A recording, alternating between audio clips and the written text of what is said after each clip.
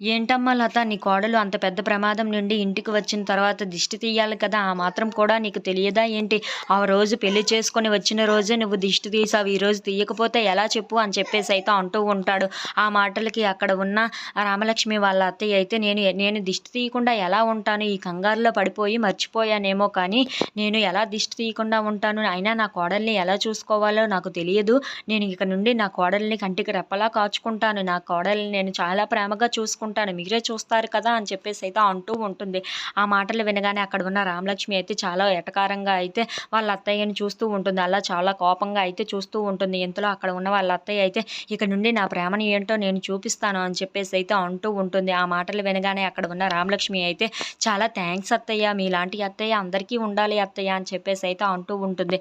ఆ మాటలు వినగానే అక్కడ ఉన్న వాళ్ళ అత్తయ్య అయితే చాలా సంతోషిస్తూ ఉంటుంది. ఇంతలో అక్కడ ఉన్న శ్రీవల్లిని పిలిచి, శ్రీవల్లి అక్కడ ఉన్న ప్లేట్ని అయితే నువ్వు తీసుకొని రా, దిష్టి తీద్దామని చెప్పేసి అయితే అంటూ ఉంటుంది. ఆ మాటలకు అక్కడ ఉన్న శ్రీవల్లి అయితే ఏంటి అందరూ నాతోనే పనులు చేయించుకుంటున్నారు, నేను వీళ్ళందరికీ పని మనిషిలా కాపాడుతున్నానో ఏమో అని చెప్పేసి అయితే చాలా కోపంగా అయితే అక్కడ నుండి వెళ్తూ ఉంటుంది.